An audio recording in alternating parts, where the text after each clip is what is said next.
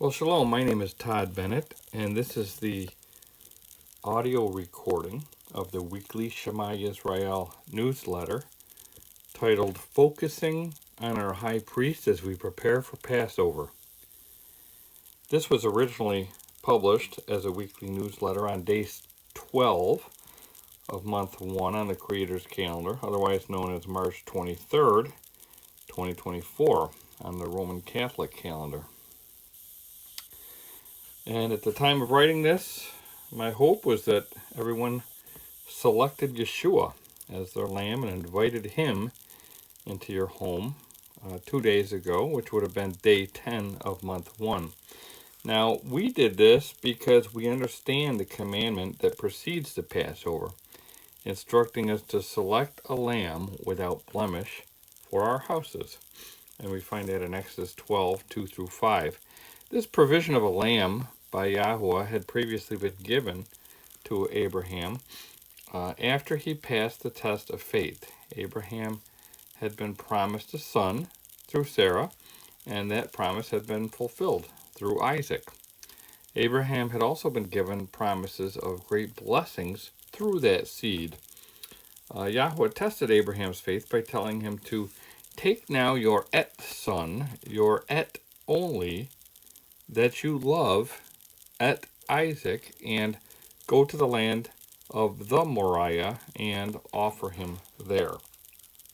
This is a kind of a literal translation from the Hebrew, and you'll notice the aleph taz in there, which represent, which are pronounced as et in English, and that represents the Messiah. Well, this event was filled with prophetic imagery, and like I said, I broke down one sentence just to give you a taste of the messianic nature of the event.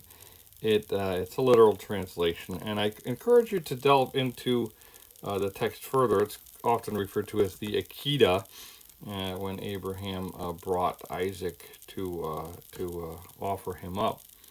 The promises given to Abraham had to flow through the specific promised son. Even though Abraham might not understand how Yahweh would fulfill those promises if Isaac was dead, he obeyed. And that's a lesson for all of us as we consider when we rehearse the Passover. Are we willing to obey Yahweh even when we do not understand why? Are we willing to head straight into a land filled with giants when it looks like we will be killed? Are we willing to give up everything, including our lives, and in Abraham's case, his promised son, the thing that he'd wanted and desired for so much of his life? Well, thankfully, Abraham had great faith, and he obeyed, and so did Isaac.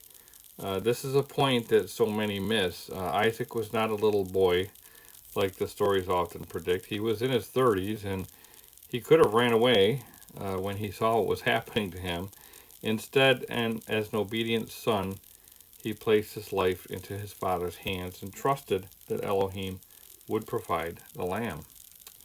Well, Yahweh stopped Abraham when he saw that Abraham feared Elohim because he did not withhold anything, even his son, his only, as we read in Genesis 22:12. When Abraham lifted up his eyes, we later read, he saw a ram caught in the thickets, and he took the ram and offered it instead of his son. So from this event, we understand that Yahweh would provide the substitute offering for the firstborn son. Israel was waiting. As a result of all this, Israel was waiting for a promised son to come as that promised lamb of Elohim, since Yahweh was the one who said he would provide one. We know that Yeshua is the lamb of Elohim that Yah promised he would provide. How do we know this? Because we were told so by a priest of Yahweh. Remember the declaration of John the immerser? We read in John 1:29, the next day he saw Yeshua, and he is referring to John the immerser. He saw Yeshua coming toward him and said, behold, the Lamb of Elohim, who takes away the sin of the world. Now this is an incredible statement on many levels. First of all, The lamb, the blood of the lamb originally only saved the firstborn from death on the night of the Passover. John was stating that this Lamb of Elohim would take away the sin of the entire world. For those of us who grew up in Christianity, that's not so profound. We were taught that since we were children, but to the Yahudim of that time, it was revolutionary. The promised Messiah was not just for Israel. He came for the nations as well. It's important to understand the source of that amazing statement. Remember that John was a descendant of Aharon and likely from the Zadokite line. We know he was a priest because of the genealogy found in Luke. In fact, it's interesting to note that the text of Luke begins with the genealogy of John's parents, who were both descendants of Aharon. Luke 1:5-6 says, in the days of Herod, king of Judea, there was a priest named Zechariah of the division of Abiah. And he had a wife from the daughters of Aharon, and her name was Elisheba. And they were both righteous, Zadokite, before Elohim, walking blamelessly in all the commandments and statutes of Yahuwah. So they both descended from the line of the high priest, and the text states that they were both righteous, Zadokite, before Yahuwah. They walked blameless, which is tamim, and we've talked about that in many cases in the past regarding the likes of Noah. Noah's described as tamim, blameless before he walked with Elohim. In other words, he's walking on that straight path. He's doing what Yahweh tells him to do. He's obedient, and he's walking within the instructions of his Creator. Well then, for this passage to be true, it would seem that John's father, Zechariah, had to be a descendant of Zadok, the high priest chosen by Solomon. The name Zadok comes from the Hebrew word Zadok, which means righteous. And while Zechariah served in the division of Abiah, that was simply the time that he served in the temple. It's possible that Yahweh had actually hidden his righteous Zadok man in the midst of a corrupted temple system for the appointed time. History is clear that the high priesthood had been corrupted during the period of the Hasmoneans, and it continued on until the destruction of the temple in 70 CE. And this is no different from the time when the priesthood of Eli had been corrupted prior to the destruction of the Mishkan in Shiloh. Yahuwah used that period to call and raise Shemuel, and it resulted in a change in the high priesthood leading to Zadok. And so this is exactly what happened during the time of Yeshua.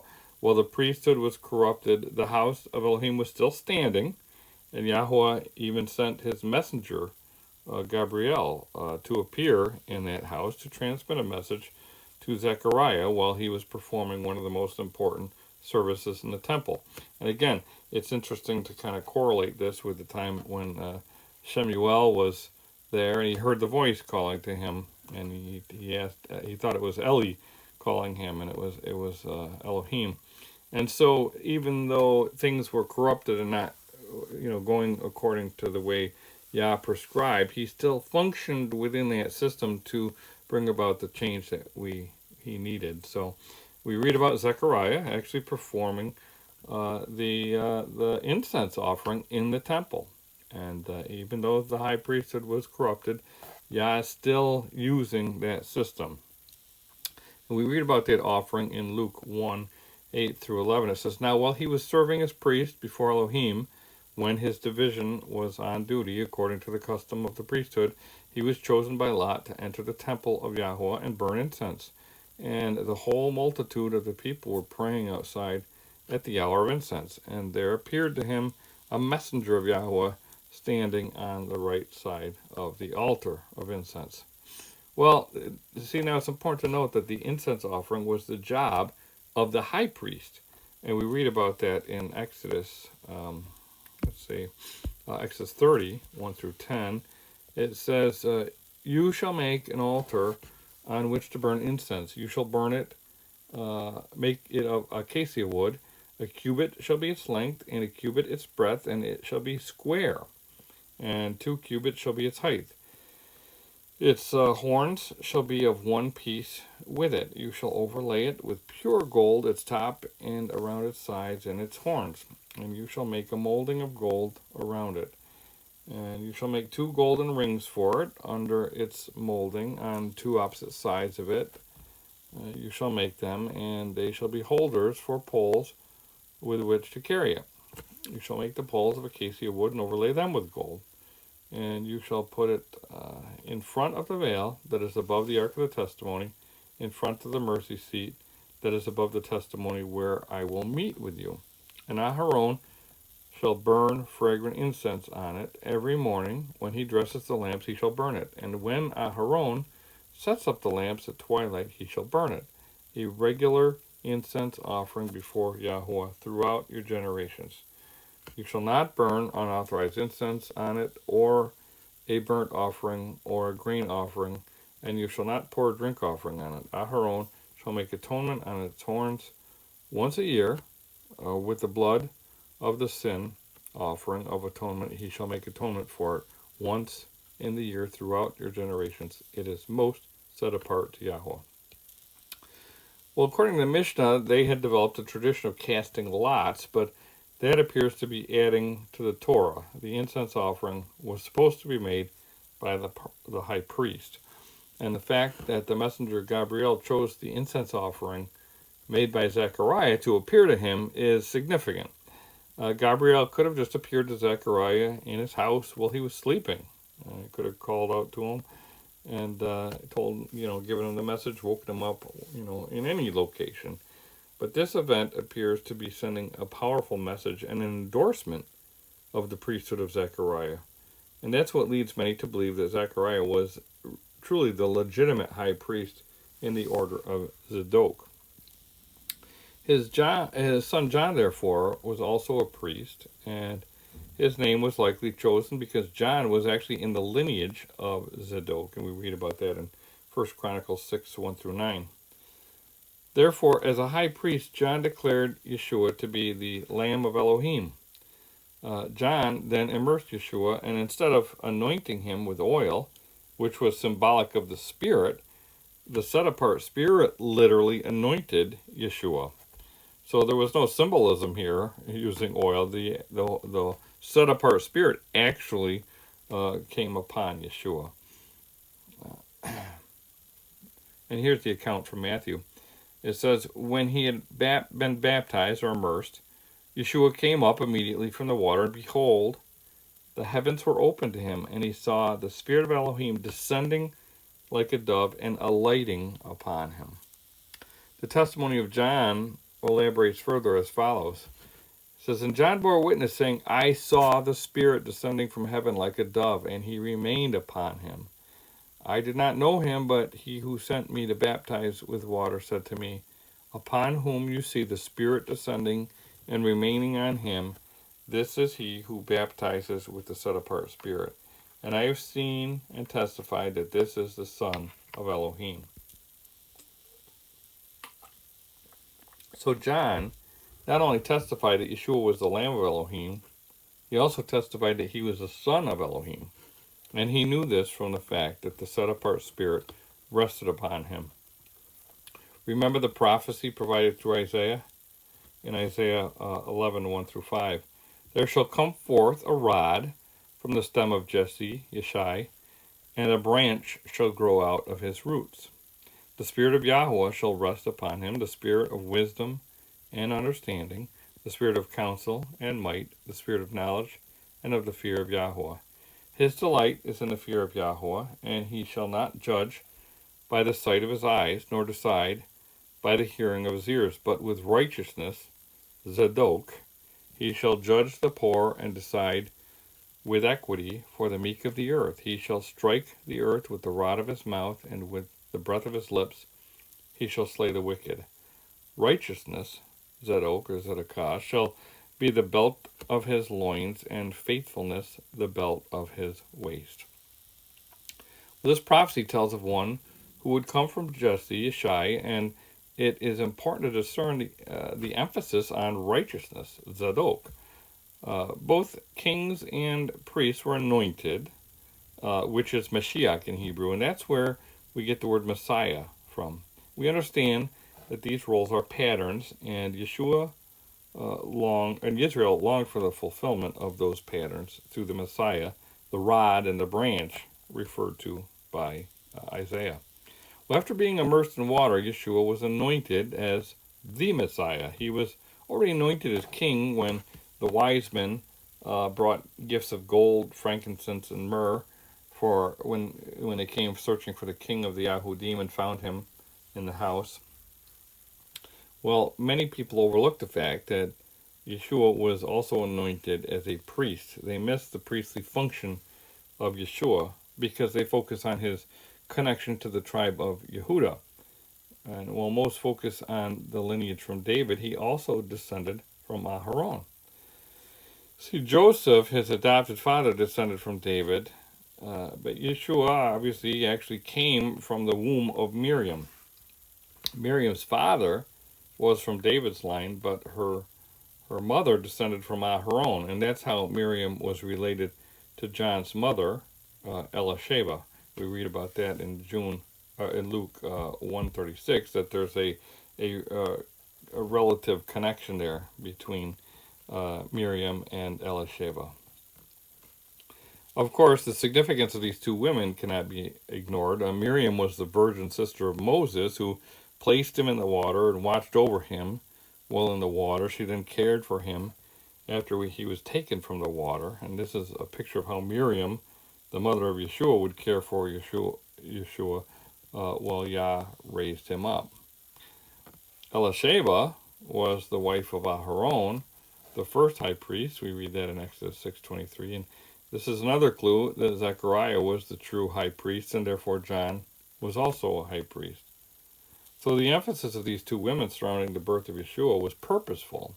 It's sending a powerful message that is important to the Passover at the time of the Exodus from Egypt, as well as the renewal of the covenant at Passover during the life of Yeshua. Two tribes and bloodlines were brought together through Miriam for the birthing of the Messiah, and this was how Yahweh prepared a body for the Word to become flesh. We read in Hebrews 10:5-7, consequently, when Messiah came into the world, he said, sacrifices and offerings you have not desired, but a body have you prepared for me. In burnt offerings and in sin offerings you have taken no pleasure. Then I said, behold, I have come to do your will, O Elohim, as it is written of me in the roll of the scroll. And this passage is revealing how the Word became flesh through the Messiah, and it's referring to the Messianic passage found in Psalm 46-8. Yeshua came from both the line of David, the king, Melech, and the righteous priest, Zadok. Melech, so you put those two together, Melchizedek. Now remember that Abram met with Melchizedek and received the blessing from him. Many gloss over the blessing bestowed upon Abram because they don't understand the Hebrew. Here's what we read in the English. And he blessed, and he is Melchizedek, blessed him and said, blessed be Abraham of God Most High, and that would be Elohim Most High, possessor of heaven and earth.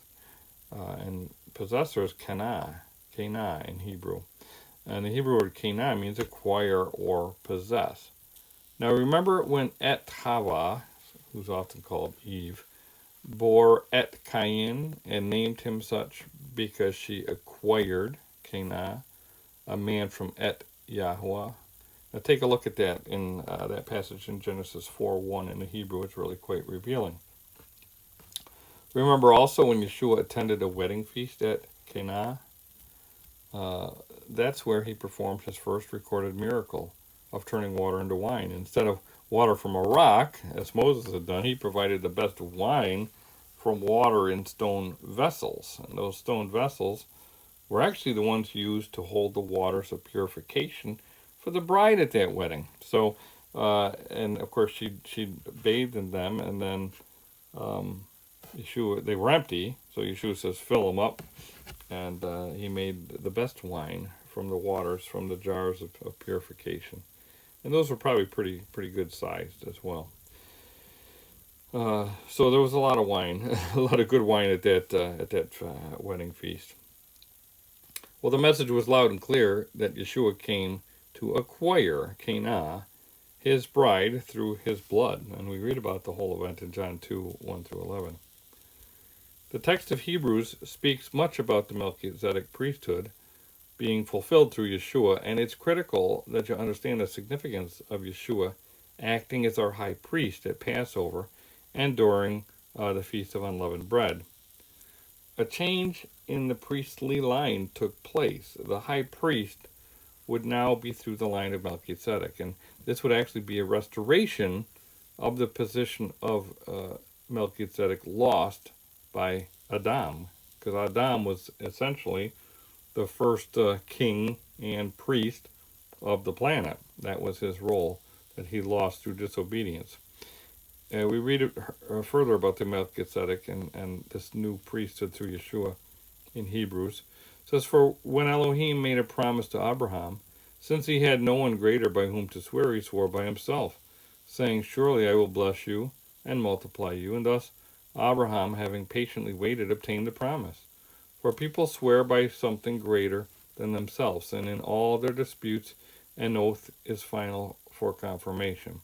So when Elohim desired to show more convincingly to the heirs of the promise the unchangeable character of his purpose, he guaranteed it with an oath, so that by two unchangeable things in which it is impossible for Elohim to lie, we who have fled for refuge might have strong encouragement to hold fast to the hope set before us.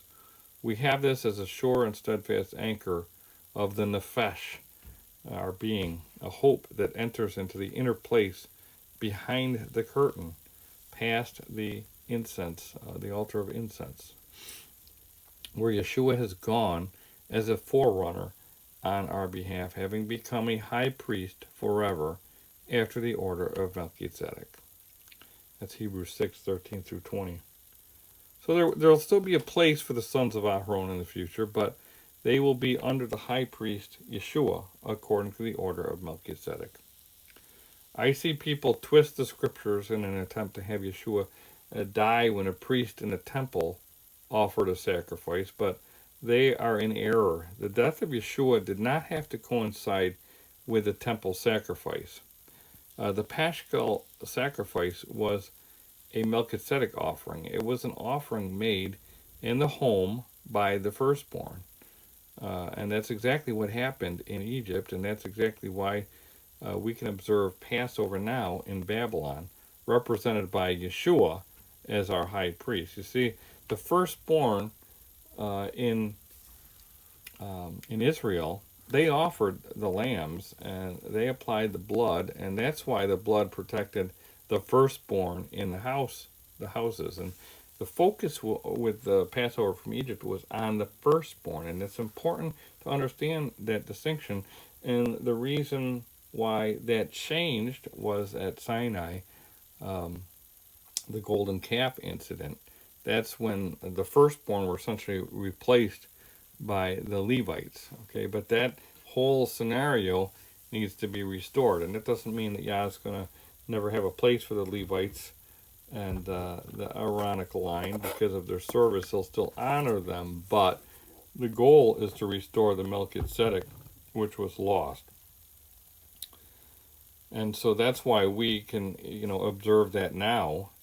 As we're in Babylon, we can invite Yeshua into our homes and ask him to be our high priest, and as we continue to rehearse these appointed times.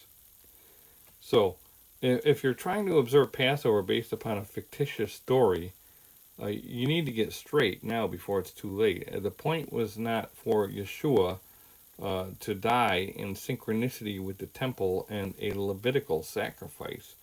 The point was for him to renew the covenant at Passover and then shed his blood for that covenant. And having said that, I hope that you all chose the acceptable Lamb of Elohim and observed the Passover in remembrance of him. As our high priest, he offered himself up as the perfect lamb, and as high priest, he was the reshit, barley offering made by the priest during the Feast of Unleavened Bread, when no leaven is to be seen.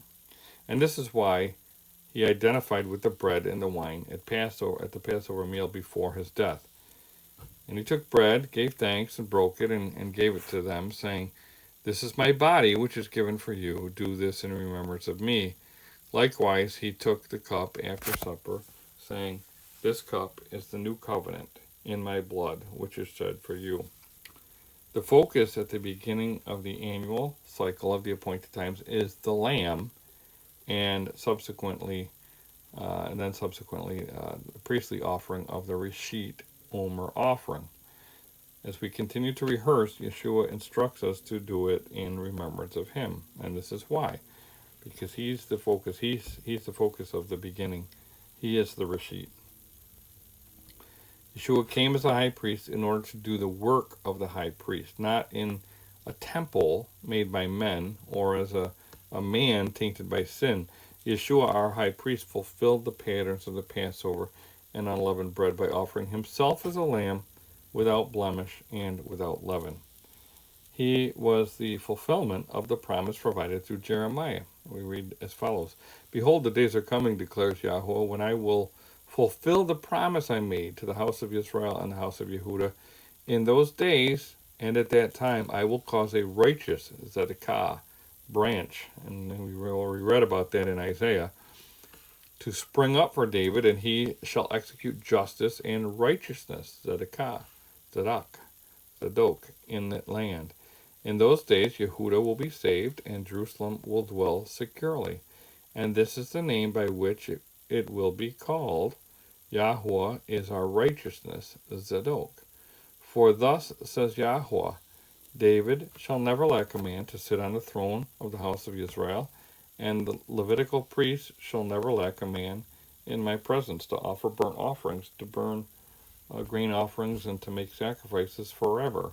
The word of Yahuwah came to Jeremiah. Thus says Yahuwah, if you can break my covenant with the day and my covenant with the night, so that day and night will not come at their appointed time, then also my covenant with David, my servant, may be broken, so that he shall not have a son to reign on his throne, and my covenant with the Levitical priests, my ministers. As the host of heaven cannot be numbered, and the sands of the sea cannot be measured, so I will multiply the offspring of David my servant and the Levitical priests who minister to me.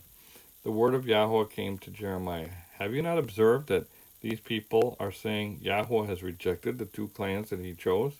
Thus they have despised my people, so that they are no longer a nation in their sight.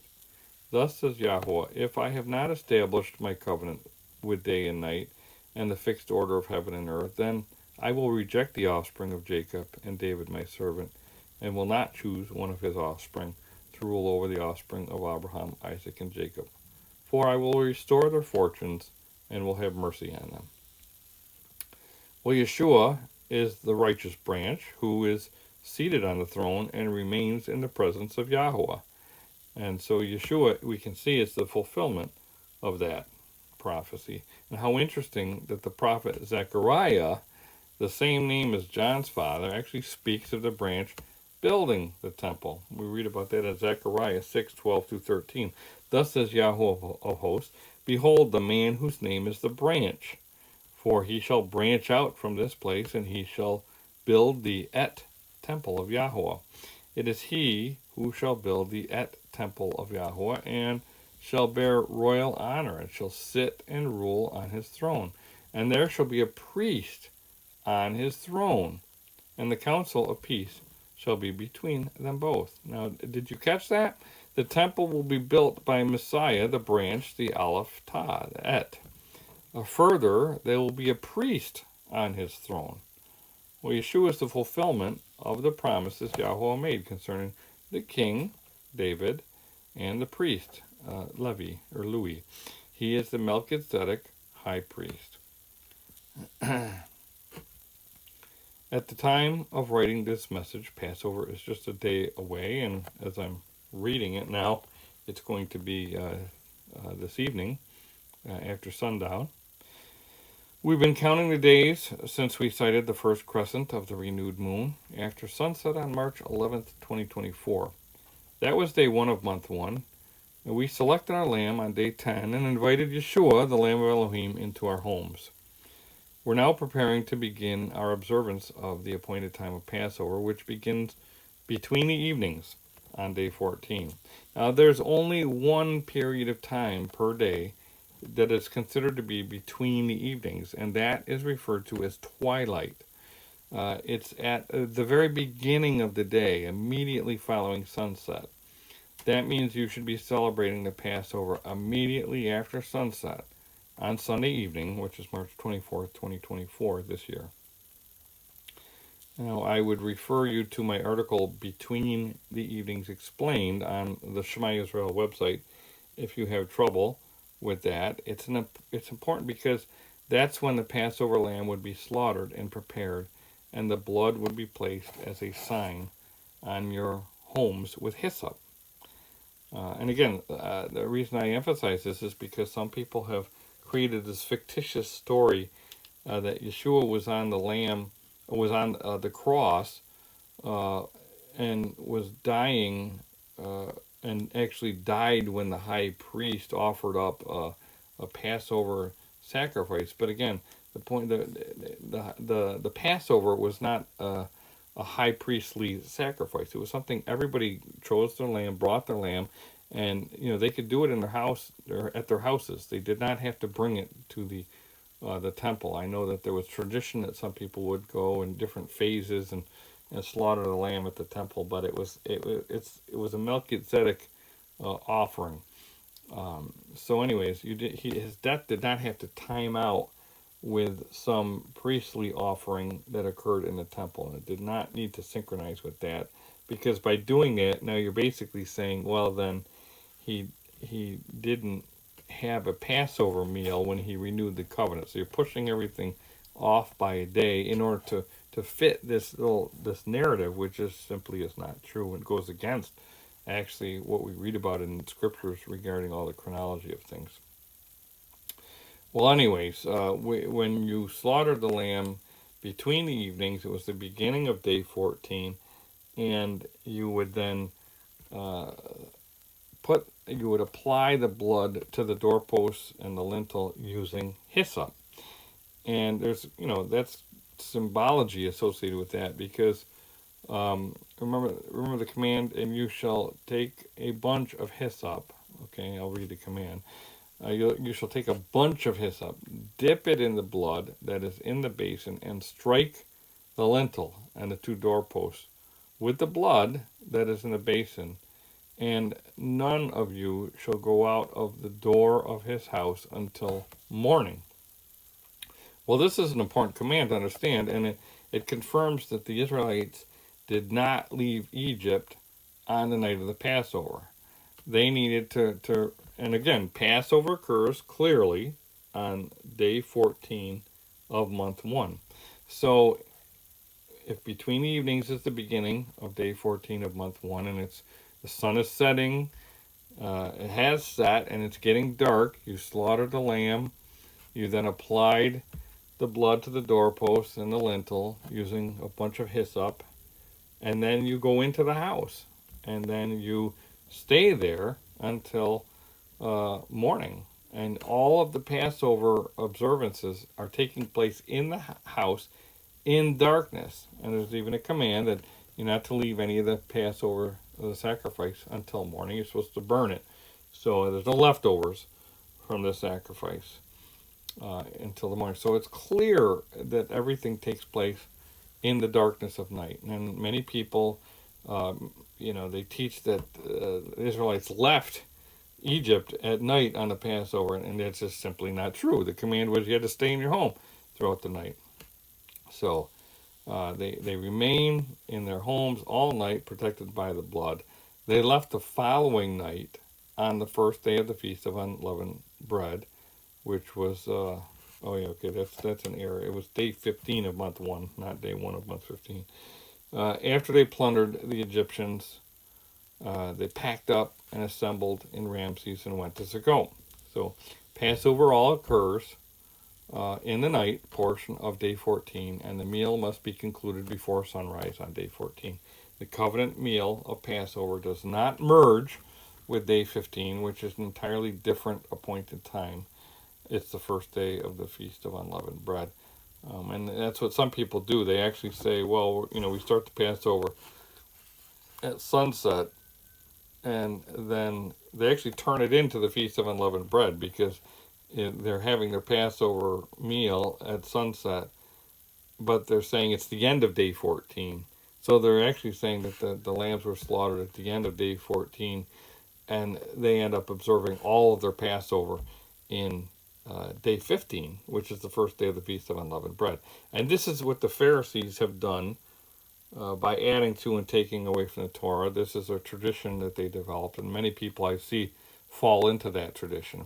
And it's critical to keep these two appointed times separate. Day 14 is the somber observance of Passover, when we trust in the blood of the Lamb to cover us. We're reminded of when the darkness of death killed those in Egypt who were not under the protection of the blood at the right time. Notice that they used hyssop to apply the blood, and that was prophetic so that we could understand what John spoke of. Hyssop was always connected with cleansing, as we read through the text of Leviticus. This understanding was reinforced through the Psalms. Psalm 51:7 says, "Purge me with hyssop, and I shall be clean. Wash me, and I shall be whiter than snow." We understand that the blood of the Lamb is what washes us clean. It takes away the sins of the world, as John proclaimed. Amazingly, while we remain in our homes during this Passover, there's going to be a lunar eclipse, a penumbral eclipse on the night of Passover that covers the entire area of North and South America. Yahweh is sending a message to his people as the moon dims its light that we must be under his covering at the proper time. He'll be sending a message to the nation of the United States of America on April 8th, 2024, immediately preceding the observance of a new year for those following the barley and the Jewish calendar, a month late. I can't help but point out the fact that a warning for the nations awaits those who follow the traditions of men. So you want to be under the blood of Yeshua at the right time. Otherwise, you'll find yourself among the nations outside the protection of the blood, where there is weeping and gnashing of teeth, as Yeshua warned on many occasions. We can say without question that the observers of barley are wrong. The barley in the land testifies against them. I have included some photos of ripe barley in the land of Israel below. These photos were taken, now it would have been yesterday, but it was still before Passover, still before day 14, and the offering doesn't actually have to be made until day 16. So there'd be plenty of barley for the priest to make the Omer offering on the day after the first high Sabbath of the Feast of Unleavened Bread. Day 15 of month 1 is a high Sabbath and a feast. It's when we celebrate the fact that we are saved and in the process of being delivered. And so that's why it's important to make that distinction between day 14 and day 15. We don't merge them together. Day 15 is when we celebrate. That's when the feast begins. And after we have acknowledged the death of the Lamb and the protection that the blood provides. Again, those who follow Yeshua do this in remembrance of him, as he instructed. Day 15 of month 1 is when the feast begins, and on the following day, day 16 of month 1, the priest would make the first offering of barley and present an omer. That would begin the grain harvest. And I've seen some people teach that people would bring the first fruits of their barley crops to the Feast of Unleavened Bread, and that's absolutely wrong. The people could not start harvesting until the priest made the Reshit offering. That would initiate the count to Shavuot, called the day, which is called the Day of First Fruits. And we see the requirement of the priest to make the offering in Deuteronomy 16:9. Shavuot was when all the people would bring their first fruits, their bikurim offerings of wheat. And we read about that in Leviticus 23:17. It says, "You shall bring from your dwellings 2 wave loaves of 2/10 of an ephah. They shall be of fine flour. They shall be baked with leaven. They are the first fruits, the bikurim to Yahweh." This is an important distinction with incredible significance. The focus during the Feast of Unleavened Bread is the priest waving 1 omer of barley without leaven on behalf of the people. And we read about that in Leviticus 23:11. "He shall wave the sheaf or the omer before Yahweh to be accepted on your behalf on the day after the Sabbath. The priest shall wave it." So again, the focus is on the high priest, and until he does his work, the harvest cannot begin. And can you see how this all relates to Yeshua, the Messiah, and his harvest at the end of the age? This helps us, if you understand how this is all coordinated, it helps you understand actually the text of Revelation, which describes the harvest of the earth, the final harvest. Well, as a result, the timing of the Passover meal is important, as is the timing of the Omer count that leads to Shavuot. If you don't start counting at the right time, you'll end up observing Shavuot at the wrong time. And we know how they counted during the time of Yeshua. They started it on day 16 of month 1, and that count was confirmed by Ruach HaKodesh 50 days later on Shavuot. And we read about that in Acts 2, when they were all gathered from all over the place. So we know they were in one accord, essentially. I mean, obviously those people that decided to go out to the Dead Sea were off in the Dead Sea doing their thing. But those that were following Yah were in Jerusalem 50 days after, in synchronicity, following the offering on day 16 of month 1. And that's when the Spirit fell. It didn't fall somewhere else at some other time. It fell when they were counting and observing Shavuot in those days. So, and we know how they did it. So there's really no question about it. I see people following all sorts of traditions and such, but all you need to do is say, well, what timing was the Spirit, the set apart Spirit on? I want to be on that time. Well, those who promote the barley typically also promote the Sadducean method of counting the Omer, which is not supported by history or the set apart Spirit, as I said. While it may seem correct based upon a superficial reading of the scriptures, it's not how Moses, Joshua, or Yeshua counted the Omer. And again, they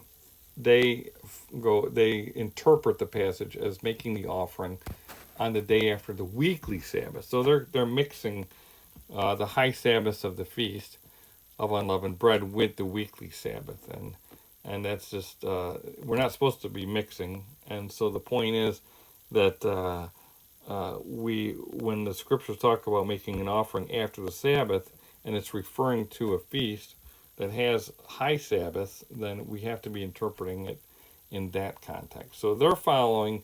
They follow making the offering after the weekly Sabbath in the feast, but that's not how it works out, and we can prove that.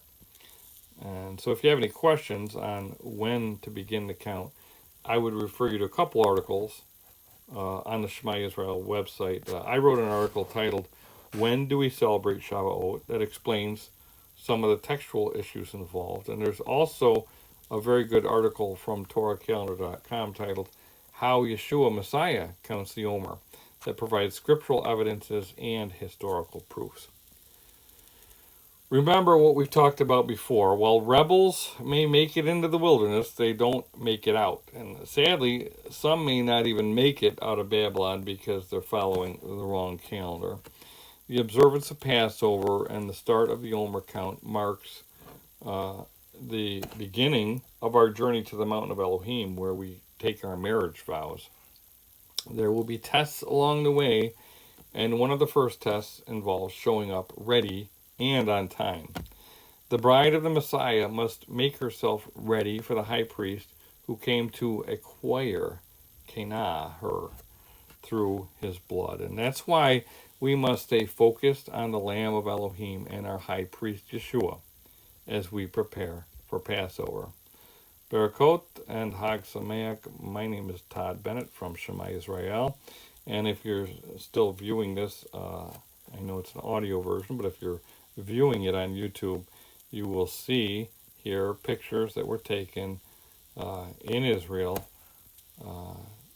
of the barley, and it's clearly in a condition where you would it would be ready to make an offering by the high priest, and you definitely would not want these crops to remain in the field unharvested for a whole another month until the priest made that first offering a month from now. So this just confirms the calendar. We don't rely on the barley to make our determination for the new year, but the barley always confirms the calendar that it's ready when it's needed. So I hope that these proofs help you understand that using the sun and the moon is the correct way to determine time. That's what the Torah says, and that's what always works. So, in any event, I hope you all have a wonderful Passover observance and a happy and joyful feast of unleavened bread.